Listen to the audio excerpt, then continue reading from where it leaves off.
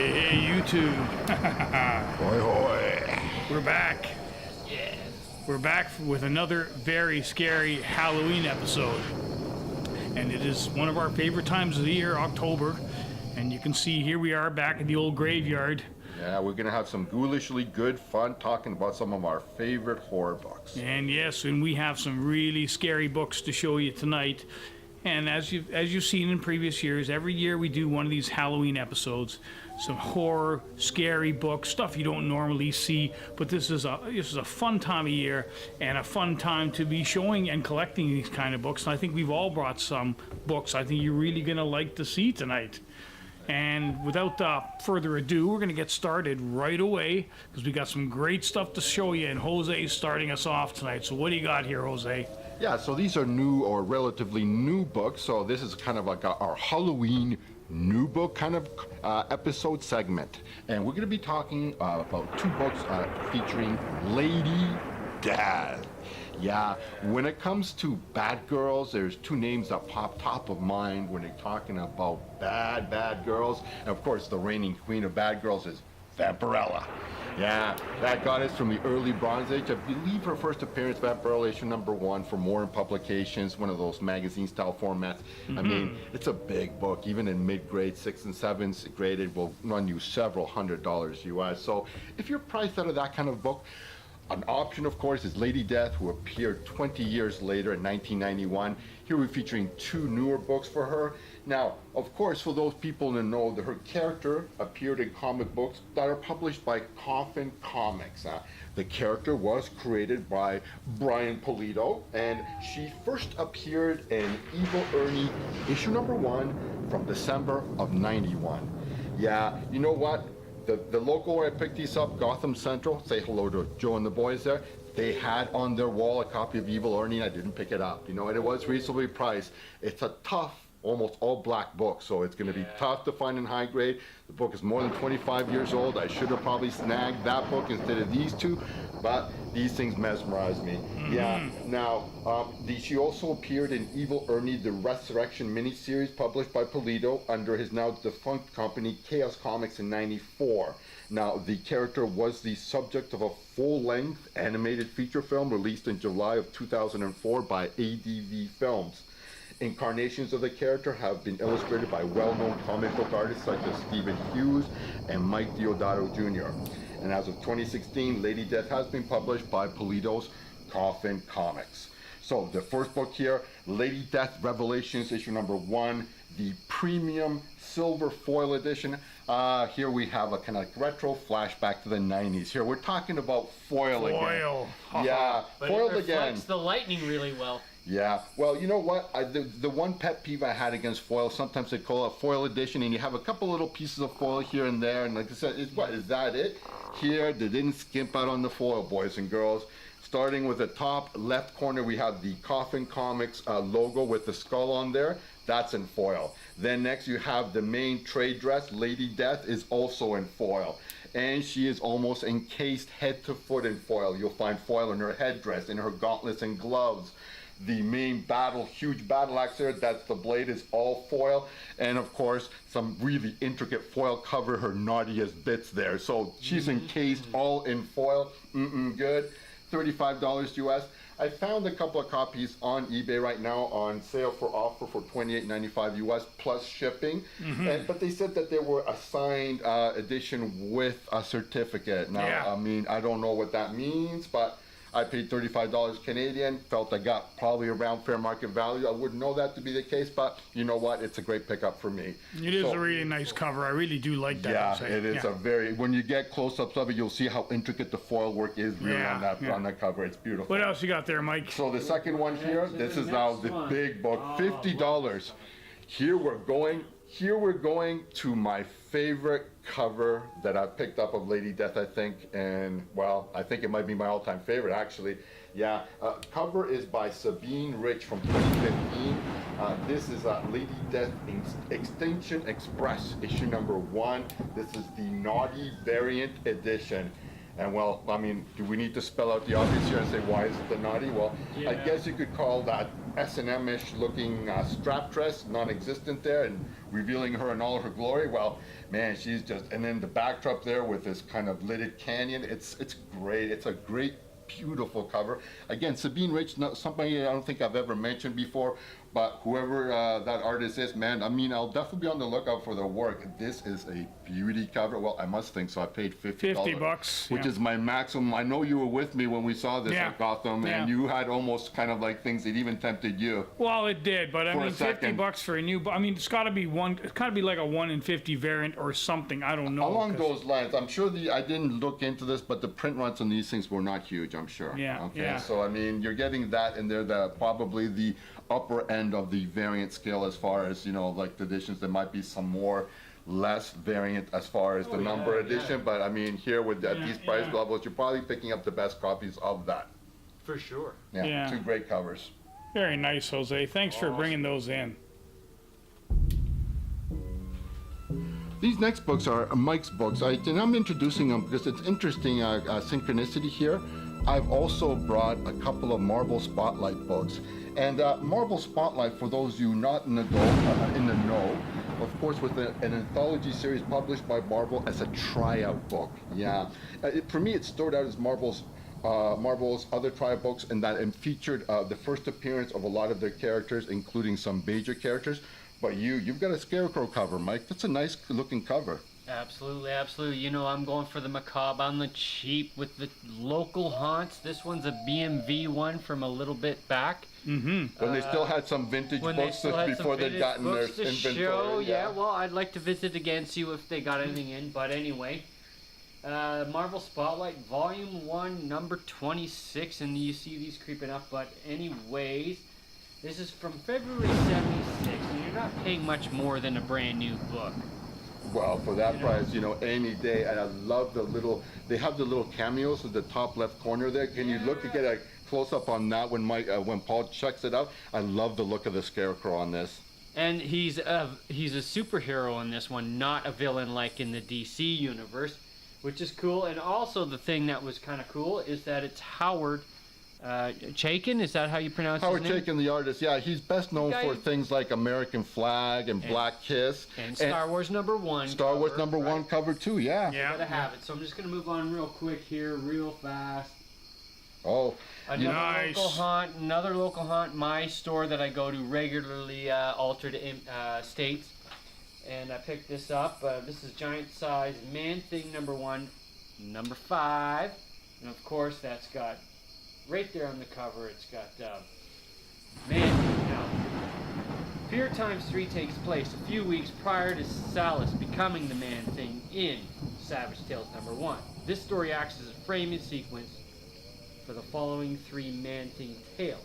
it's a connecting book, Also, yeah. and it also has the 4th appearance of Howard the Duck. Fourth appearance, I think we've talked about his first and second appearance in books I've featured. We certainly have. Adventure into Fear number 19, which is his first appearance. But yeah, this is a great cover. Do you know who the cover artist is?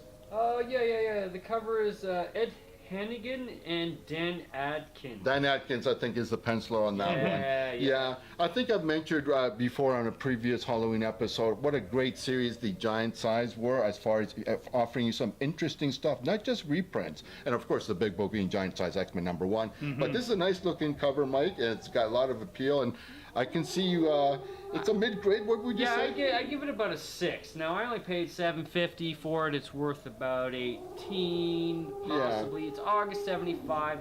It's possible it'll roll. There's a little bit of wear. There's a little Wooger bottom left corner there, color break. Yeah, It's got issues. it's got issues, but overall, it's a nice clean copy. Yeah, Yeah. nice pickup. Fantastic book, Mike. Thanks for bringing them in. Oh. Okay, next up is one of my books. I picked up this up at the last Toronto Comic Book Show about a month and a half ago.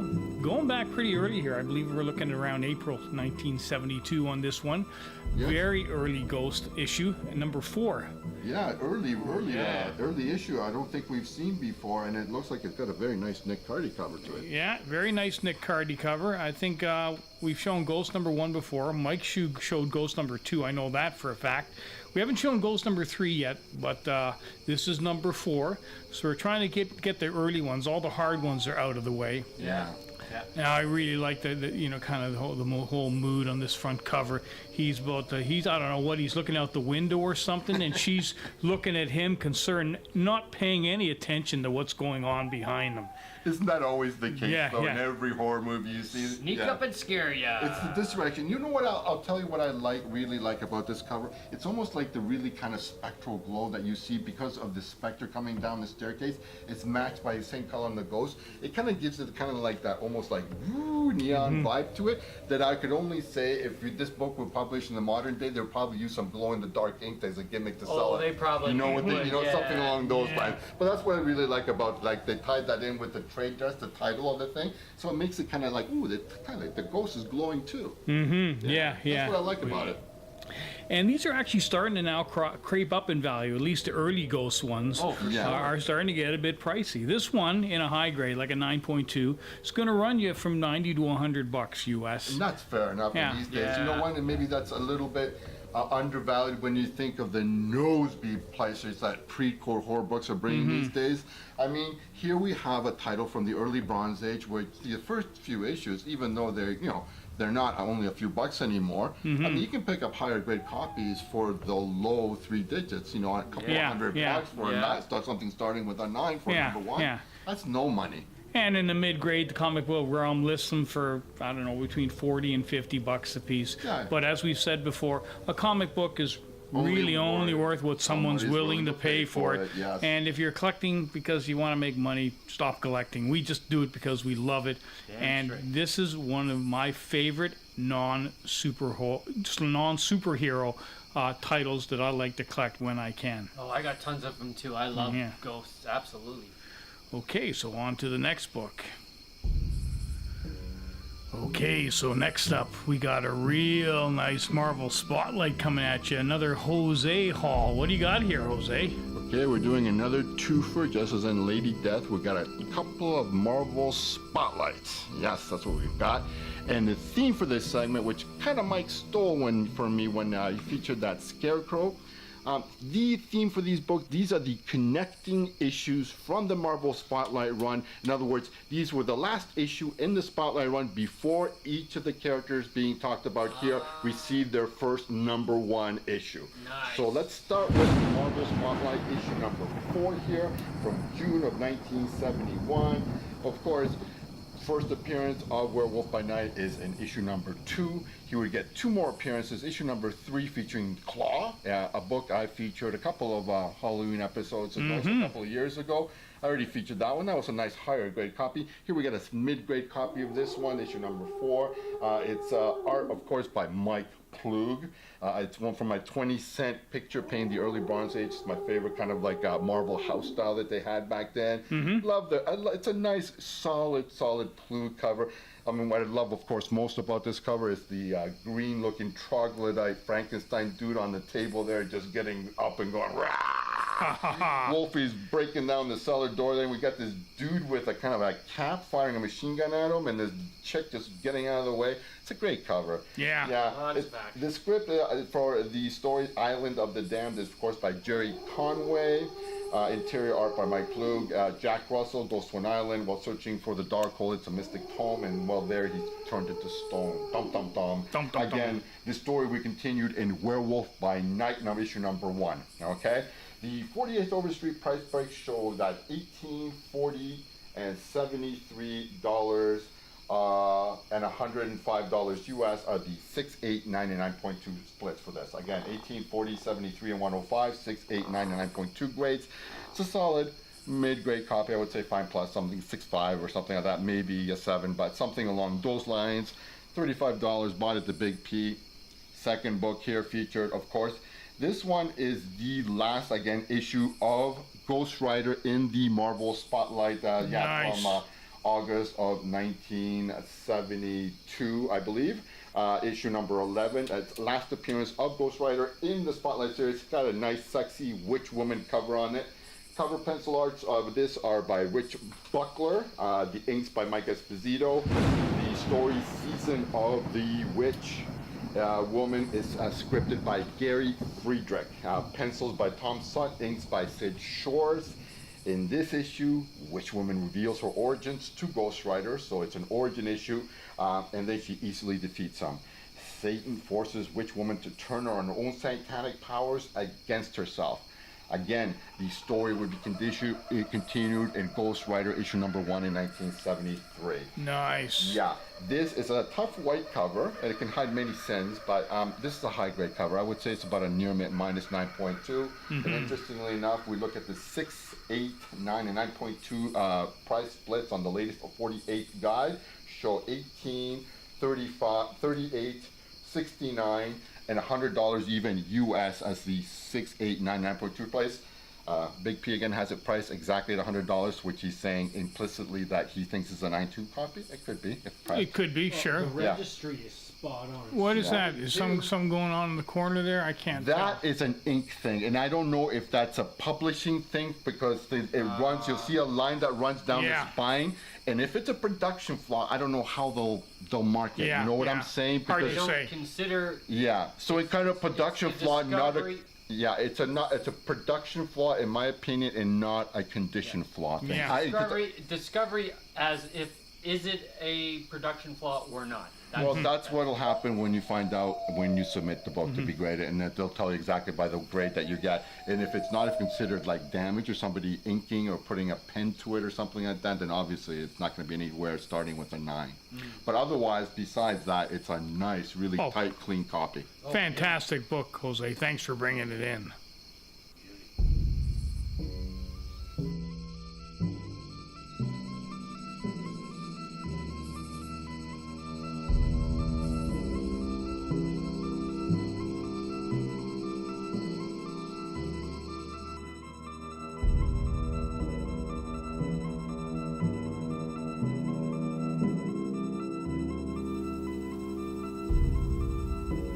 Now for Mike's segment, wow, for the first book here's a cover with a split cover as I call it, that I can really get behind. You know, I love when an artist does something different instead of just doing your boring, mundane kind of split cover where you have one half showing one thing and the other thing.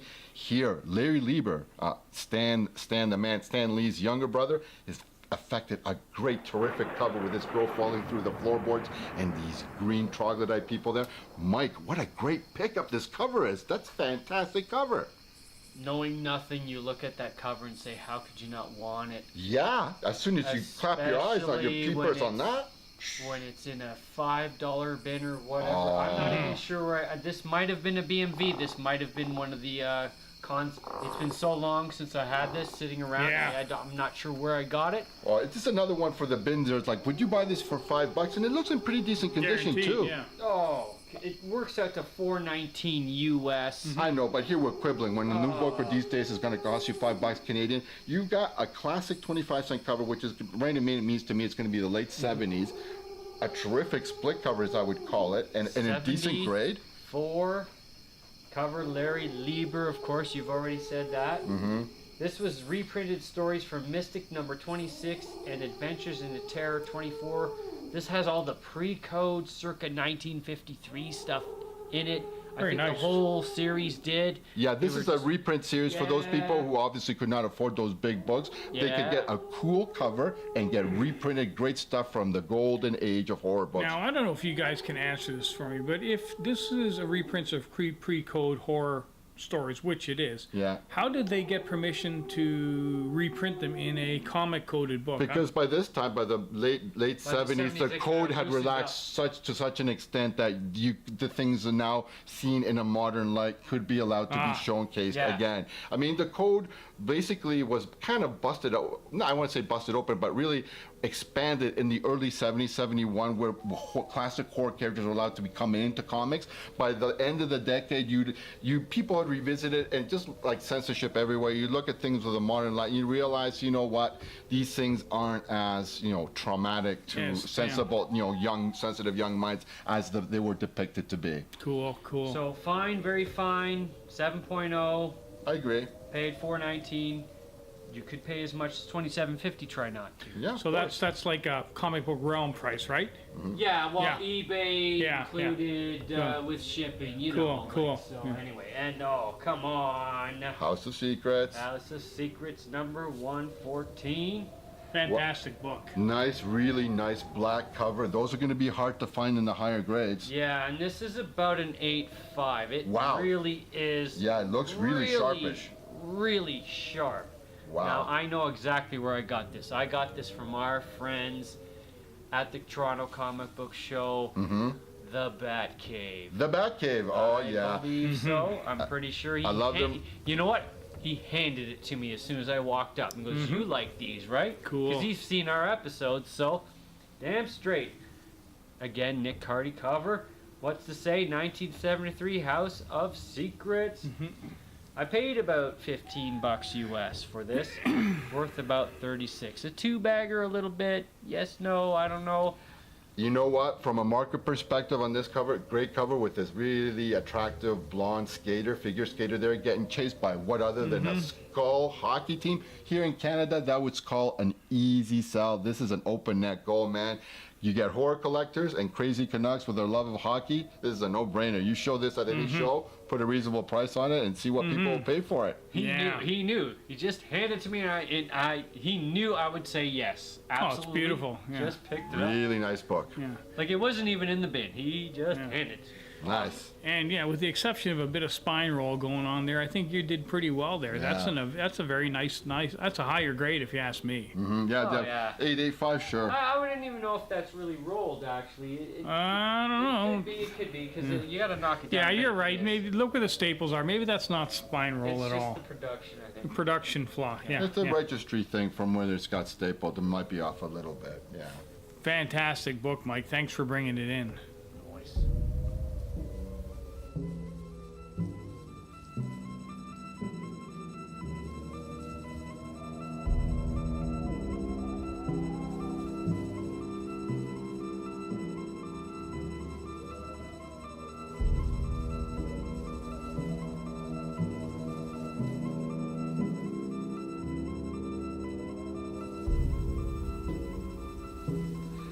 Wow, you know what? When you talk about atmospheric and chilling, I mean, just a visceral reaction to a comic cover, man, some of these ghost covers, they can't be beat. Oh, yeah. Really nice cover. That's what draws me in. And this is, of course, Nick Cardy, but also Gaspar Saladino as well. So it's Name we've heard before with this title. yeah. And I mean, that cover is just fantastic. I couldn't say enough about it. And as you mentioned earlier, Hagenland, another Hagenland pickup from the last Toronto Comic Book Show.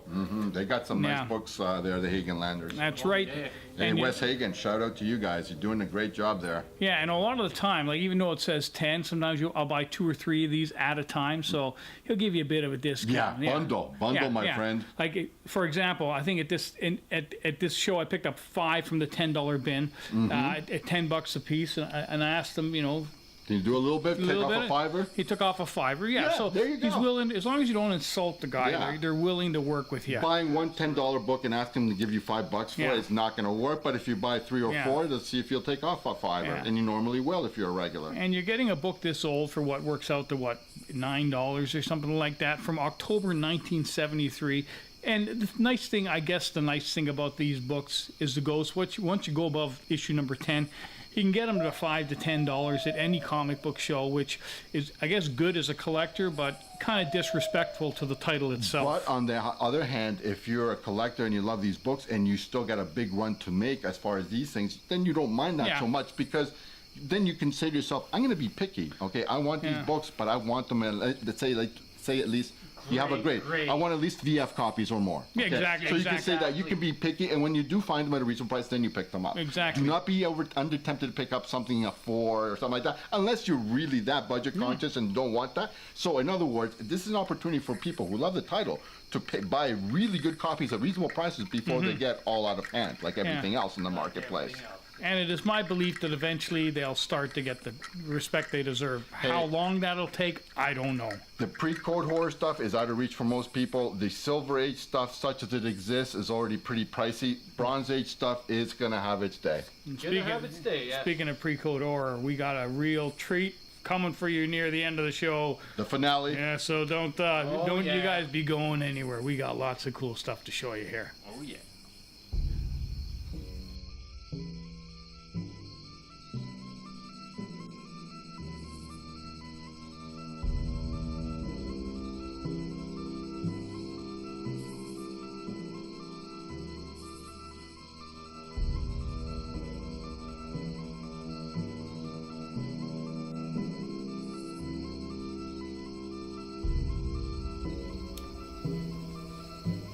Okay. So this is where we go into one of my favorite sequences that we do every single Halloween.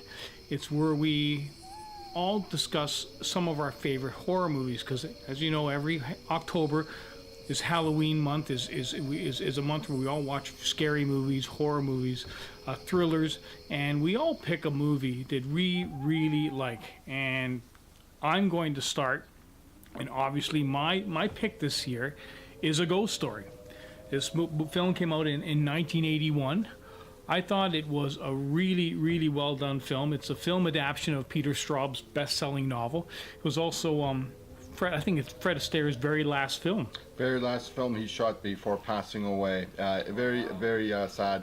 I would say the only shortcoming, if you could call it that, for this story, and I've recently seen in the last couple of years, is the soundtrack or the score for the movie. Sometimes a little wonky. Yeah. It doesn't fit the mood of the kind of like, it's got that 80s almost synth sound, I would It say. can in parts. I wouldn't Yeah. say that so much as the movie is overscored. Yeah. There's certain areas of suspense within the film that they probably shouldn't use any music at all. It's too or heavy-handed. yeah. Heavy-handed, yeah. So, yeah, that's what I found. Now, I personally love the movie. I love the story. I love the fact that it's what I like to think of as call a thinking man's horror or Yeah, I agree. because it's got a really good story. It surrounds it's basically about a bunch of young men that did something in the 1920s that, well, I'm not going to give too much away, but something they shouldn't have done, something very bad. And comes back and To haunt haunt them in the old age. major way, Yeah. a major, and it's a very well done, and it's a very scary film too. Oh yeah. Yeah. And it's got an early appearance by the actress Alice Krige, which a lot of sci-fi fans will recognize as the Borg Queen in the best Next Generation movie, Star Trek Next Generation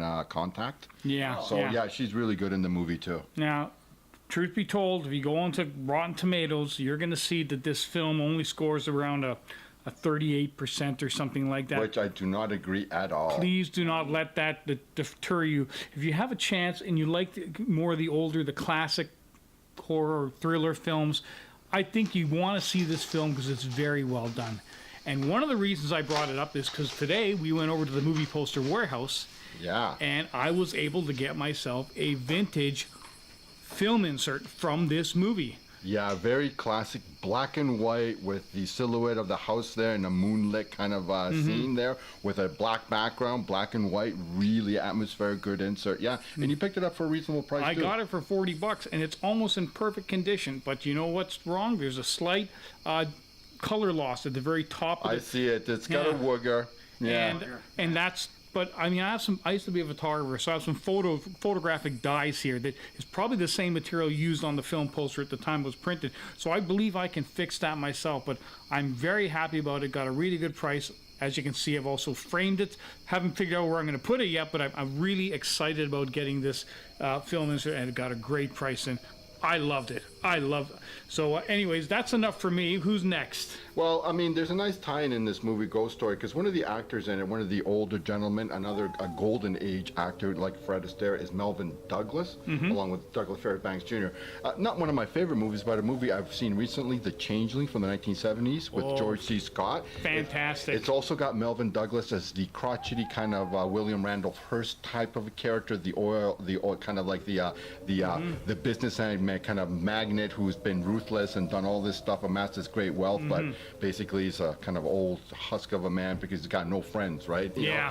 So it's a terrific ghost story. And in general, what I would say is thumbs up, kind of like in a Siskel and Ebert kind of way, to good old-fashioned storytelling, a story well told with good actors. You know, you cannot beat that. And thumbs down for a recent trend in movies, at least for the last 25, 30 years, where we're getting extremes in the genre generally. We're either generally getting disposable movies of teenagers, attractive teenagers who get killed off in increasingly inventive ways. Exactly. Or we have at the other extreme end, we have what I call horror porn, as exemplified by the Saw franchise and the films of Eli Roth, such as, Hostel and Turistas, yeah. which is, they go extreme. And maybe I'm getting a little bit more conservative in my old age, and I'm not saying that there isn't a place for these movies in the marketplace. Some people get off on that, and that's your personal preference. I just feel that I don't need to see everything literally in these kind of movies. I don't need to see somebody dismembered and things done to them that I would rather just, turn away. I mean, it's just my personal opinion, but again, big thumbs down on that kind of movie making, at least for me. Well, see, that's where I'm coming in now, because what I'm saying is that my pick is Final Destination, which is exactly what a high-budget B movie would be of today. Final Destination #1 I saw it. Oh, yeah. Was kind of like Interesting premise. but kind of like more of an action horror. It didn't really fit.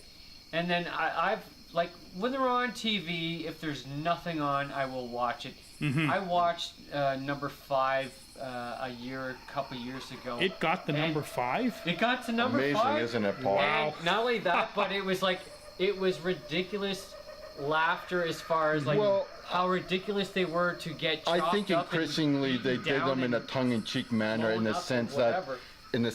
they want to be parodying themselves, because you basically, the draw for the movies were increasingly inventive ways to knock off these characters, which you care nothing about, because there's no pesky character build-up, as you would say. So that's the only appeal that I would see for these kind of movies, and if you're into that. The first one, if it's on TV and there's nothing on, give it a watch. Yeah. The other ones, if you're just into gore, The Police Academy of movies, man. As you get further down the line, the quality level really drops. I couldn't really go into depth and think of this portion tonight. I mean, there's so many great. So, if you're interested in a way, movies. like I said, for Death to get its revenge on a bunch of smart alecky teenagers by cheating their if you're into teenage slasher flick, watch Final Destination. Turn off your brain, and it's somewhat enjoyable. But you could do better. I mean, there's so much better the out there. Scream franchise, the What Have You Did, I Know What You Did Last Summer, or whatever. Those are better kind of movies of that genre if you want interested. All of the Halloweens, all of the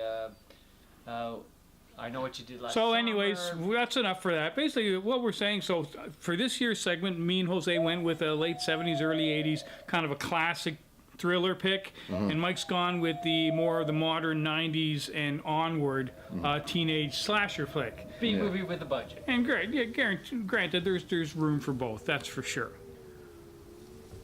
Okay, so for the second last segment of the evening, Mike's brought in a really, really nice high-grade copy of Chamber of Darkness #3. Wow, Mike, fantastic. Well, I had to have it. I think I have #1 and 2. Why not get a #3 as well? What are we talking about? February 1970. Of course, this is The Warlock Tree, was reprinted from Giant Size Chillers #3, actually.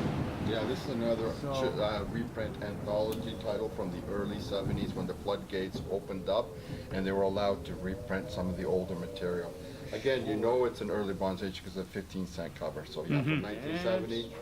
And I'm mesmerized by that witchy woman in green in the background, but it's a nice kind of like horror cover with the dude being kind of like attacked by the zombie ghoul looking kind of Yeah, something yeah. lurks on Shadow Mountain. Very atmospheric cover with a full moon there. Wow, and it looks in really good condition too. Oh yeah, I give this at least a VF of Yeah, I was gonna say. 7.5 easily. No, I would think more like a VF8, but like I said, you Yeah, have to look at could it closely. could Yeah, it's a be. nice VF looking book.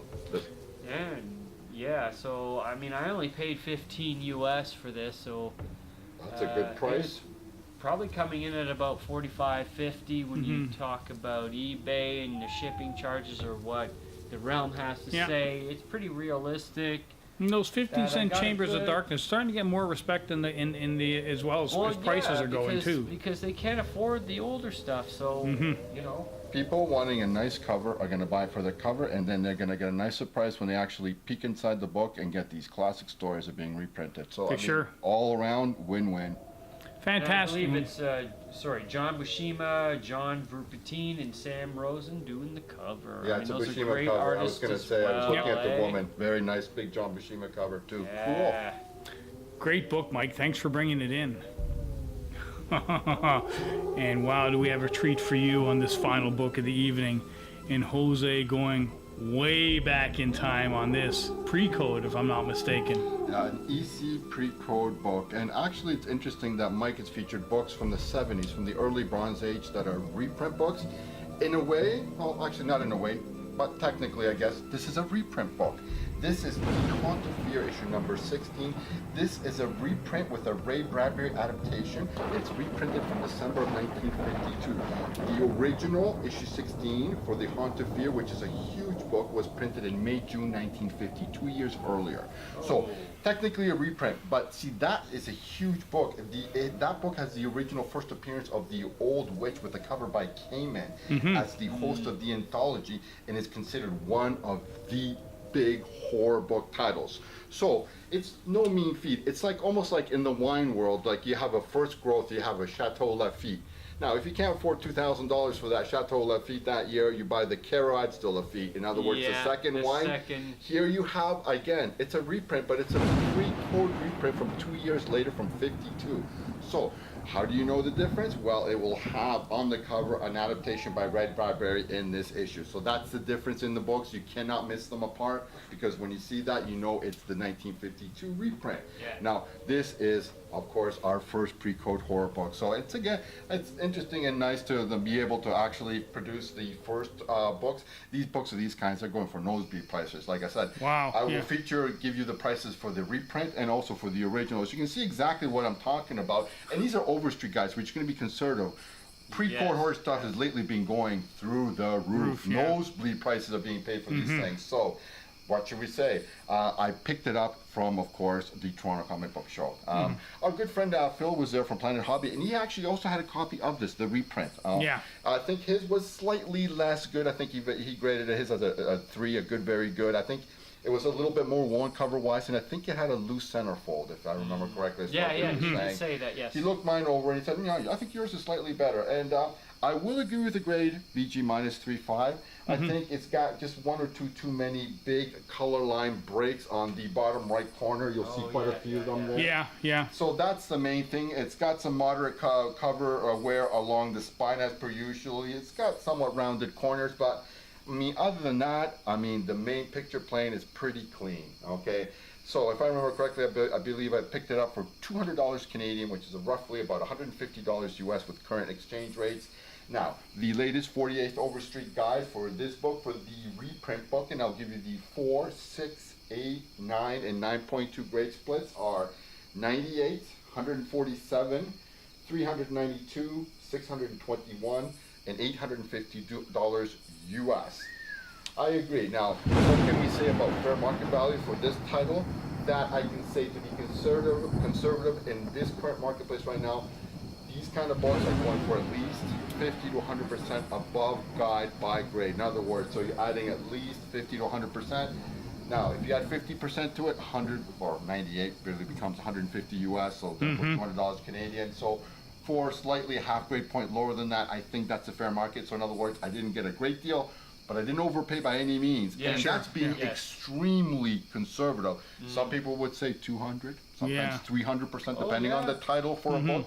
So you're talking double, triple, quadruple prices sometimes. Well, these are rare. That's These are rare, they're scarce. Now, if you should happen on the original from May, June of 1950, Oh, embrace myself. roughly the same grade splits 4, 6, 8, 9, 9.2. You're talking about 275, 400, 1100, like 1750, and $2,400 US for that kind of a book. So you're talking big boy bucks, and that again is going to be low because that's the Overstreet conservative grade. You're going to be paying percentages that are not going to be insignificant above guide for this kind of book. Yeah. It's a big book, the original. I'm very happy to have a low grade copy of the reprint because it's what I can afford. It was right in my snack bracket. I get a reasonable price on it, and I'm happy to have my first pre-code horror book. Sweet. That is fantastic, Jose. That is absolutely fantastic. Scary prices for scary books. Yeah, it's great seeing one of these in our show for the first time. We actually, because I've seen these hanging on the, especially at Phil's store at Planet Hobby. I've seen them on the wall at his store before, but you know the prices are insane. So the fact that you were able to actually buy one and bring it here, I think that's absolutely spectacular. And yeah, I'm spellbound. I think it's fantastic. It's a Hoy, beauty. hoy, and that is one of my big scores for the year. I was a happy camper when I picked this up, man, because it fills a nice niche in my collection. I want to have some diversity. I want to have interesting things. I have too much superhero stuff like most people do. Yeah. This is the kind of stuff I love getting because it stands out. Cool, Yes. cool. Yes. Well, I can't think of any better way to end the episode on that. And guys, as usual, we enjoyed doing this. We love doing the Halloween episode, and I hope you guys enjoyed it too. If you like what you saw, leave comments because we love reading them. And what I think we're going to do is we're going to end the episode by showing you some of the footage we shot at the Spirit Halloween store. Every year, me, Jose, and Mike, we head over to the Spirit Halloween store in Etobicoke here, and they've got a great selection of, animatronic zombies, Halloween stuff, all kinds of stuff. Various costumes, Yeah. props, and kind of assorted bric-a-brac, as Yeah. I would say. Oh, For yeah. all your decorating Halloween needs, you can be found at one store, the Spirit store. Yeah. Yeah. To haunt your house. So have a very scary Halloween, guys, and we will see you next time. Hoy, hoy, happy collecting. Ooh.